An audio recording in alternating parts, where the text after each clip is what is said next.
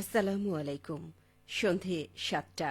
বাংলাদেশ বেতার, রাজশাহী। স্থানীয় সংবাদ পড়ছি লতিফা তাহিরা খাতুন ইতি। নারীর ক্ষমতায়ন, অর্থনৈতিক মুক্তি ও সামাজিক ন্যায় বিচার নিশ্চিত করতে যুগান্তকারী পদক্ষেপ নিয়েছে সরকার। নারী প্রধান পরিবারের আর্থিক ও সামাজিক সুরক্ষা নিশ্চিত করতে দেশব্যাপী ফ্যামিলি কার্ড চালু করেছে সরকার। আজ রাজধানীর টি&টি খেলার মাঠে প্রধানমন্ত্রী তারেক রহমান এই ফ্যামিলি কার্ড উদ্বোধন করেন। প্রধানমন্ত্রীর ফ্যামিলি কার্ড উদ্বোধনের সঙ্গে সঙ্গে সারা দেশে ব্যাংক হিসাব বা মোবাইল ফ্রিল্যান্সিং সার্ভিসে ভাতা পৌঁছে গেছে কার্ডপ্রাপ্ত নারীদের হাতে। পরে অনুষ্ঠানে মঞ্চে ১৭ জন নারীর হাতে ফ্যামিলি কার্ড তুলে দেন প্রধানমন্ত্রী। এই সময় তার পাশে ছিলেন সহধর্মিণী ডাক্তার জুবাইদা রহমান এবং সমাজকল্যাণ মন্ত্রী এজেডএম জাহিদ হোসেন। ঢাকা সহ দেশের বিভিন্ন জেলার ১৪টি স্থানে এই পাইলট প্রকল্প চালু হয়েছে। প্রথম ধাপে ৩৭,৫৬৭ জন ফ্যামিলি কার্ড পেয়েছেন। এদিকে সমাজকল্যাণ প্রতিমন্ত্রী ফারজানা শারমিন বলেছেন, ফ্যামিলি কার্ড নারীকে মানসিক এবং অর্থনৈতিকভাবে স্বাবলম্বী করবে। এই স্বাবলম্বিতার ফলে অর্থনৈতিক উন্নয়নের পথে এগিয়ে যাবে দেশ। প্রতিমন্ত্রী আজ বিকেলে নাটোরের লালপুরে গৌরীপুর স্কুল অ্যান্ড কলেজ মাঠে পাইলটিং কার্যক্রমের আওতায় ফ্যামিলি কার্ড বিতরণকালে প্রধান অতিথির বক্তব্যে একথা বলেন। প্রতিমন্ত্রী বলেন, নারীর ক্ষমতায়নের মাধ্যমে নারীর অধিকার ও মর্যাদা নিশ্চিতকরণ, পরিবারের খাদ্য নিরাপত্তা এবং স্বাস্থ্য ও শিক্ষা উন্নয়নের লক্ষ্যে ফ্যামিলি কার্ড কর্মসূচি প্রবর্তনের উদ্যোগ নিয়েছে সরকার। এই কর্মসূচির মূল দর্শন ব্যক্তি নয়, পরিবারই উন্নয়নের মূল একক। প্রতিমন্ত্রী বলেন, সরকার গঠনের মাত্র ২১ দিনের মাথায় ফ্যামিলি কার্ড কর্মসূচি বাস্তবায়ন সরকারের অনেক বড় সফলতা। বর্তমানে নারীদের জন্য অত্যন্ত প্রয়োজন বিবেচনা করে ফ্যামিলি কার্ড প্রদান করা হচ্ছে। পর্যায়ক্রমে সারা দেশে ফ্যামিলি কার্ড প্রদান করা হবে। দলমত নির্বিশেষে সকলেই ফ্যামিলি কার্ড পাবেন। কোনো পরিচয়ই ফ্যামিলি কার্ড প্রাপ্তির ক্ষেত্রে প্রতিবন্ধকতা সৃষ্টি করতে পারবে না। এছাড়া বগুড়া সদরের শাখারিয়া ইউনিয়নের ৩ নম্বর ওয়ার্ডে ফ্যামিলি কার্ড কর্মসূচির উদ্বোধন হয়েছে। আজ এই কর্মসূচির উদ্বোধন করেন বগুড়ার জেলা প্রশাসক মোহাম্মদ তৌফিকুর রহমান। অনুষ্ঠানে সভাপতিত্ব করেন বগুড়া সদর উপজেলা নির্বাহী কর্মকর্তা ওয়াজেদ আলী। উপজেলা প্রশাসন ও উপজেলা সমাজসেবা কার্যালয়ের আয়োজনে অনুষ্ঠিত উদ্বোধনী অনুষ্ঠানে উপস্থিত ছিলেন অতিরিক্ত পুলিশ সুপার আতোয়ার রহমান, বিএনপির নির্বাহী কমিটির সদস্য আলী আসগর তালুকদার, হেনাসহ স্থানীয় গণ্যমান্য ব্যক্তিবর্গ।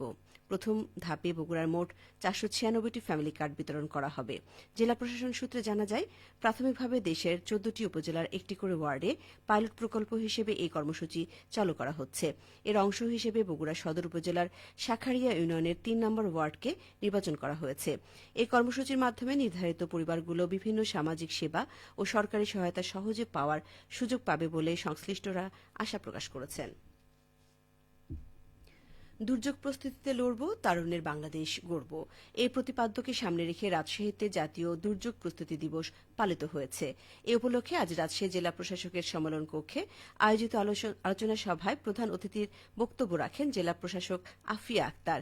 এই সময় তিনি বলেন, ইন্টারনেটে আমাদের সন্তানেরা যেভাবে আসক্ত হচ্ছে, এটা আধুনিক যুগের মানব সৃষ্ট দুর্যোগ। নৈতিকতা, আচরণ এবং সামাজিকতা সবকিছুতেই এর সুদূর প্রসারী প্রভাব রয়েছে। তাই নৈতিকতার যে দুর্যোগ সমাজে বিরাজমান, সেটা প্রতিরোধ করতে হবে। নৈতিকতার অভাবে খাদ্যে ভেজাল বা বিষ প্রয়োগেও আমরা বিরত থাকি না। এগুলো দুর্যোগ এবং এর প্রতিরোধ জরুরি। এই সময় তিনি প্রতিটি শিক্ষা প্রতিষ্ঠানের দুর্ঘটনার নিরাপদ বহির্গমন এবং করণীয় বিষয়ে দিক নির্দেশনা দিতে ফায়ার সার্ভিস, জেলা প্রাথমিক শিক্ষা অফিসার সহ সংশ্লিষ্টদের প্রতি আহ্বান জানান। এর আগে রাজশাহী জেলা প্রশাসনের আয়োজনে এবং দুর্যোগ ব্যবস্থাপনা অধিদপ্তরের বাস্তবায়নে জাতীয় দুর্যোগ প্রস্তুতি দিবস উদযাপন উপলক্ষে একটি বর্ণাঢ্য র্যালি বের করা হয়। এদিকে নওগাঁয় রানীনগরে জাতীয় দুর্যোগ প্রস্তুতি দিবস পালিত হয়েছে। দিবসটি উপলক্ষে আজ উপজেলা প্রশাসন ও দুর্যোগ ব্যবস্থাপনা অধিদপ্তর র্যালি, আলোচনা সভা এবং ভূমিকম্প, অগ্নিকাণ্ড, বন্যা, বজ্রপাত বিষয়ক মহড়ার আয়োজন করে। অনুষ্ঠানে প্রধান অতিথি ছিলেন উপজেলা নির্বাহী কর্মকর্তা মোহাম্মদ রাকিবুল হাসান। অনুষ্ঠানে বক্তারা বলেন, দেশে ইদানিং ব্যাপক হারে ভূমিকম্প অনুভূত হচ্ছে। ভূমিকম্পের মাধ্যমে অনেক দুর্যোগের সৃষ্টি হতে পারে। প্রাকৃতিক দুর্যোগ ও অন্যান্য দুর্যোগকে তাৎক্ষণিকভাবে মোকাবেলা করতে আগাম প্রস্তুতি গ্রহণের কোনো বিকল্প নেই। তাই তাৎক্ষণিকভাবে যেকোনো দুর্যোগ মোকাবেলা করতে এমন মহড়া থেকে শিক্ষণীয় বিষয়গুলো সবসময় কাজে লাগানোর চেষ্টা করতে হবে। সবশেষে আবহাওয়া। আজ রাজশাহীতে সর্বোচ্চ তাপমাত্রা ছিল ৩২.৭ ডিগ্রি এবং সর্বনিম্ন ২০.৬ ডিগ্রি সেলসিয়াস। সন্ধে ৬টায় বাতাসে আপেক্ষিক আর্দ্রতার পরিমাণ ছিল ৬২%। রাজশাহী ও পার্শ্ববর্তী এলাকায় আগামীকাল সেহরির শেষ সময় ভোর ৫টা বেজে ২ মিনিটে। সংবাদ শেষ হল। আমাদের পরবর্তী স্থানীয় সংবাদ প্রচারিত হবে আগামীকাল সকাল ৮টা বেজে ১০ মিনিটে।